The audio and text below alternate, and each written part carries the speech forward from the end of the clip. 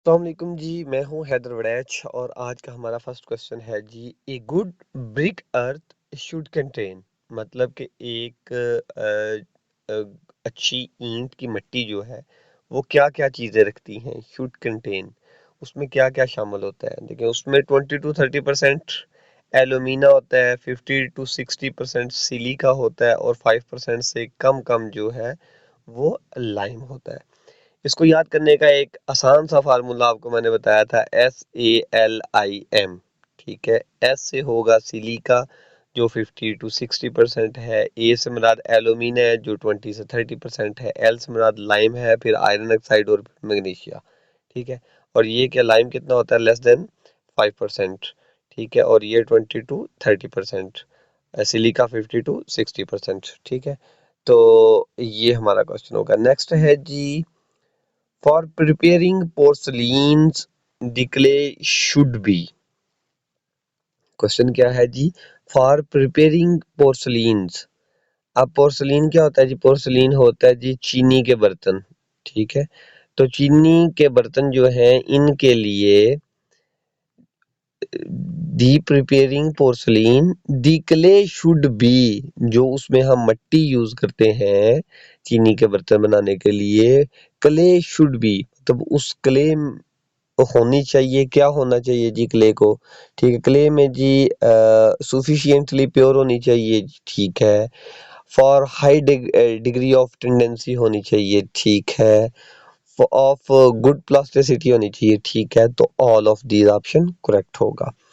Next है जी, Bessemer process is used for the manufacturing of. Bessemer process जो है वो स्टील की मैन्युफैक्चरिंग के लिए ये बेसिमर प्रोसेस यूज होता है। ठीक है, स्टील की मैन्युफैक्चरिंग के लिए।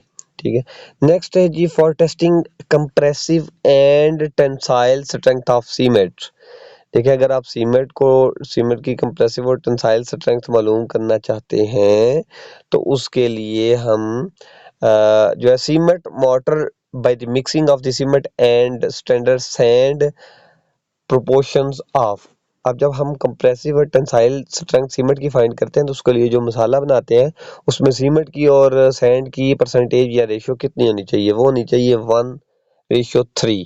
ठीक है, लेकिन इसके लिए जब हम क्यूब बनाते हैं वो क्यूब छोटा सा होगा, उसका साइज होगा 70.6 सेंटीमीटर। ठीक है, सॉरी 6 मिलीमीटर। अगर सेंटीमीटर की बात करें तो 7.06 सेंटीमीटर। और ये साइज मतलब आपकी तीनों साइड का साइज यही होगा, 7.06, 7.06 और 7.06। 7.06 का क्यूब होगा। ठीक है, तो इससे हम जो है वो टेस्ट करेंगे इसको।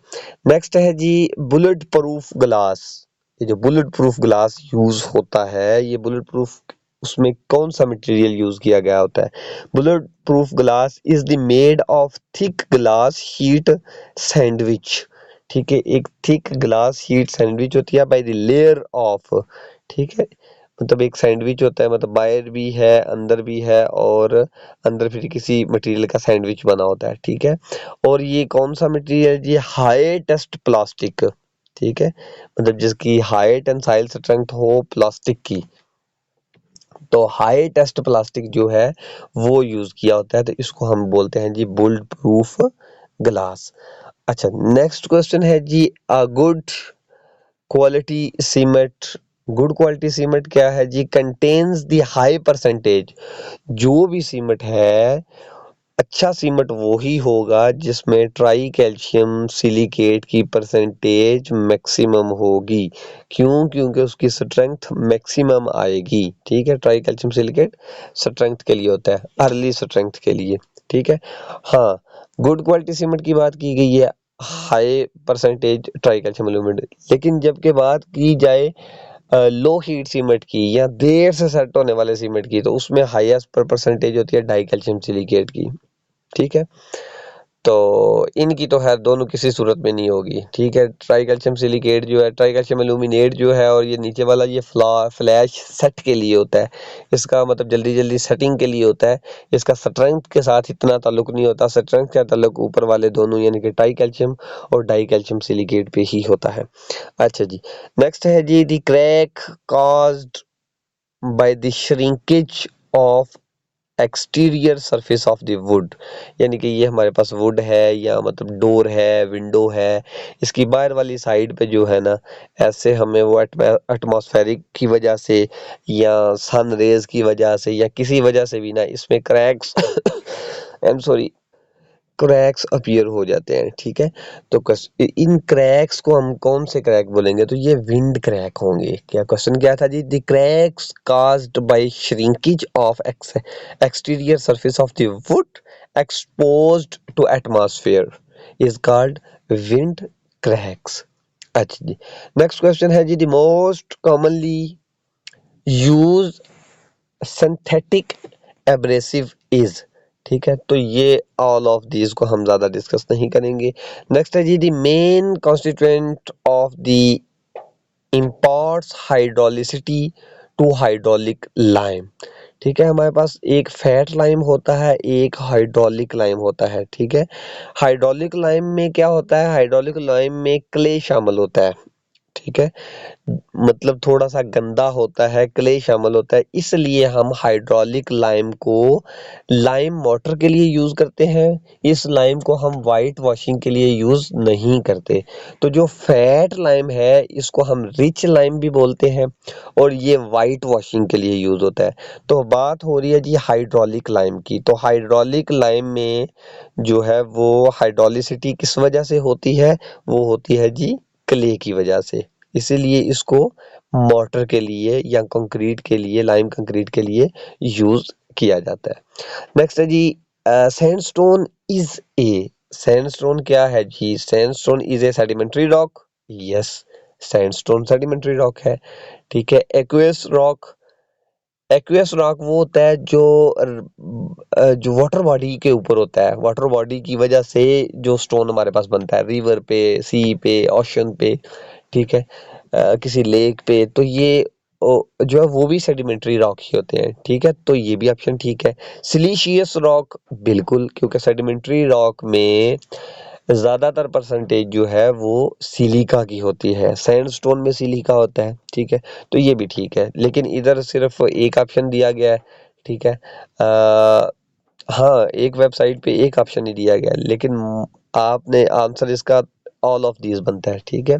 डिफरेंट 2 से 3 वेबसाइट्स पे इसका आंसर ऑल ऑफ दीज है, ठीक है। और हमारे पास एक सॉलिड रीजन भी है कि ये तीनों वाकई सेडिमेंट्री रॉक, सैंडस्टोन भी सेडिमेंट्री रॉक भी है और एक्विस रॉक भी है और सिलिका रॉक भी है, ठीक है।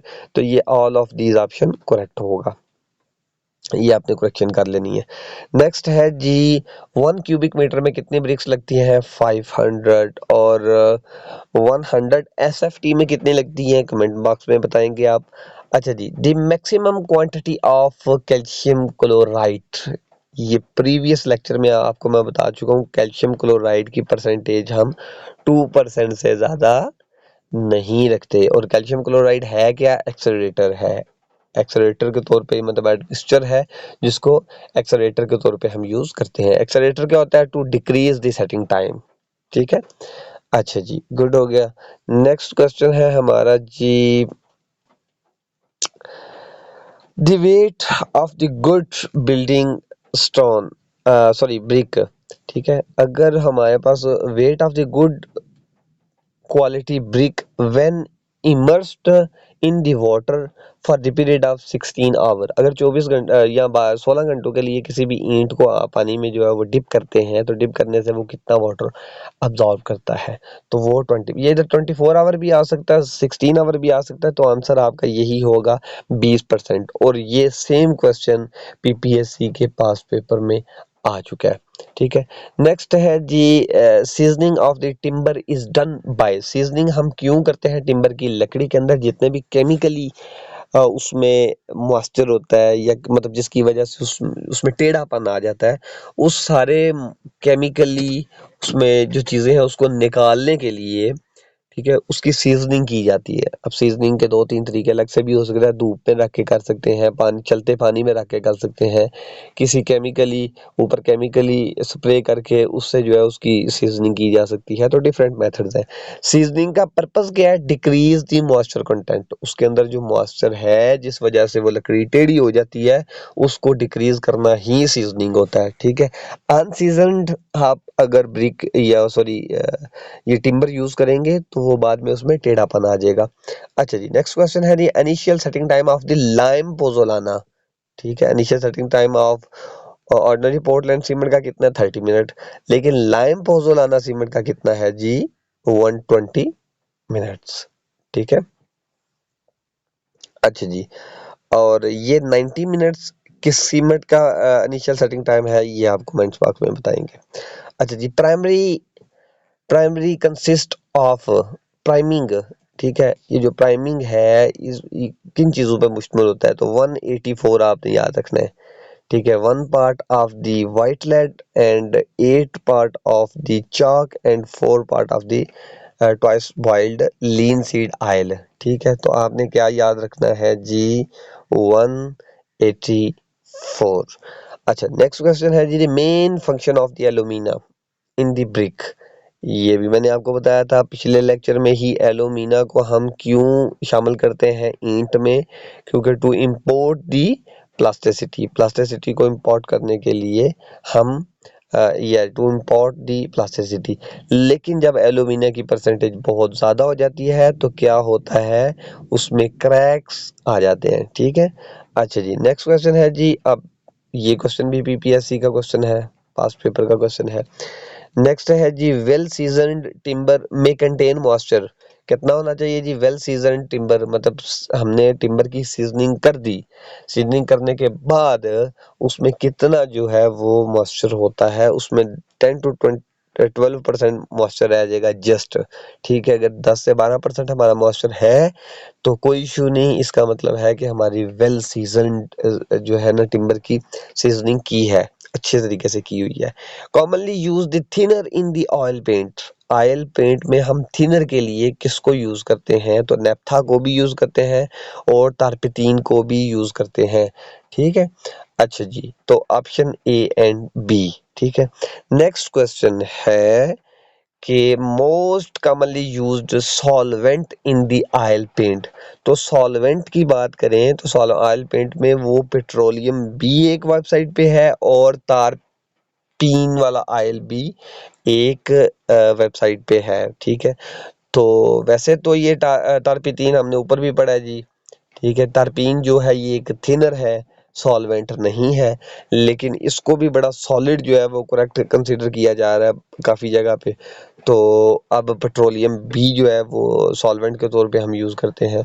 ठीक है, तो इसमें आपने जो है ना वो एमसीक्यूज के हिसाब पे, आपने जजमेंट के हिसाब से कि किस वेबसाइट से आया हुआ है, आप आंसर लगा सकते हैं। ठीक है, मिलते हैं जी नेक्स्ट वीडियो में।